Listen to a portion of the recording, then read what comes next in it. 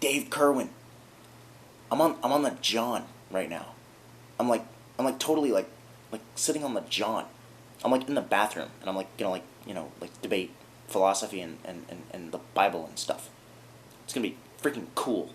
Okay? Like, yeah. And I'm wearing a white T-shirt too, because that's what I do. That's what I do when I post a Dave Kerwin response. It's my thing. It's my bag. It's what I'm all about, baby, man, dude. Yeah. So, here's the thing. I'm gonna go ahead. I watched your morality response, the second one, and I was gonna do respond to some of your other videos, but this one came up, and so I think I can get this one out of the way. I was watching the video and I was writing down like all the things I wanted to respond to, all the things that were fallacious or nonsensical or just blatantly absurd.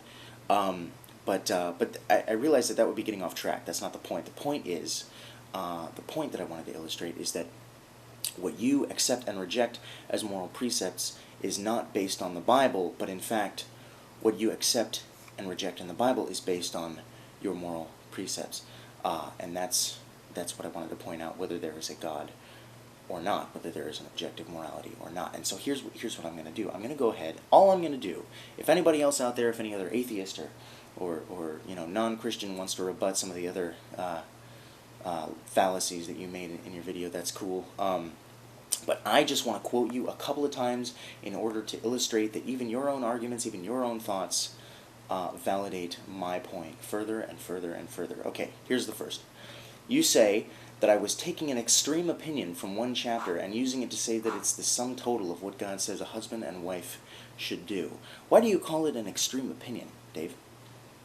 What can you use to justify making that claim that it's an extreme opinion? Does the Bible say that? Within the Bible, within that chapter, within that book, does it say, well, these are God's extreme opinions. They're not God's regular opinions. These are much more extreme. No, that's your own opinion. That's your own evaluation. And to say that the verses that I've made references to are extreme is to subject the Bible to an external standard for evaluating morality. And so it appears here that you are deciding whether verses are appropriate or not based on your own ideas of morality and your own experiences, and I applaud you for doing so.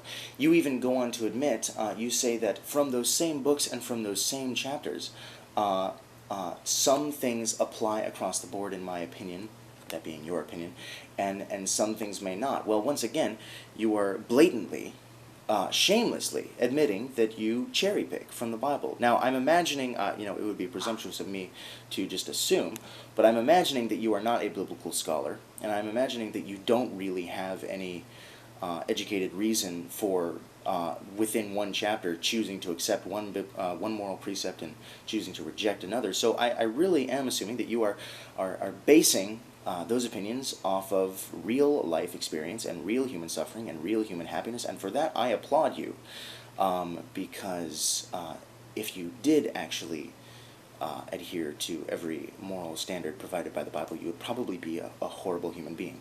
So it's a good thing that you are doing this, but in admitting so, you are validating my point further and further and further and further.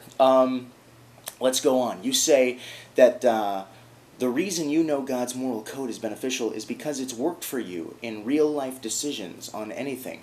No, Dave. The bits and pieces of God's moral code that you have admitted to cherry-picking are what have worked for you. And the only reason they have worked for you is because you cherry-picked them based on knowing that they would work for you.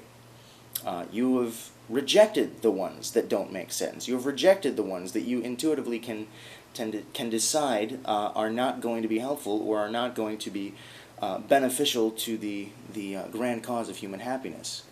And that's a good thing. It's a good thing that you do that. But no, if you were to take God's moral code in its entirety and not cherry pick, if you were to take it all into account, you would probably get yourself into a whole lot of trouble, and no, it would not work for you. It might even land you in jail. Okay, one last thing, and that's it, and then I'm done. You say, in my opinion, that being your opinion, the way God says we should live our lives is good. In your opinion, it's good. Well, as you've pointed out to me time and time again, if God is a supreme being, if God is the end-all, be-all, then why does your opinion matter, Dave?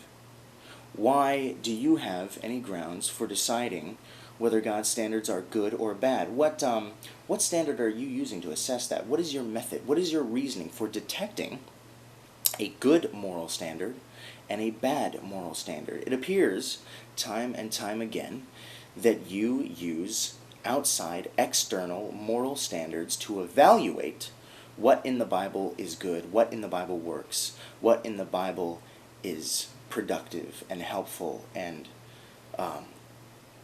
leading to human happiness, and what isn't.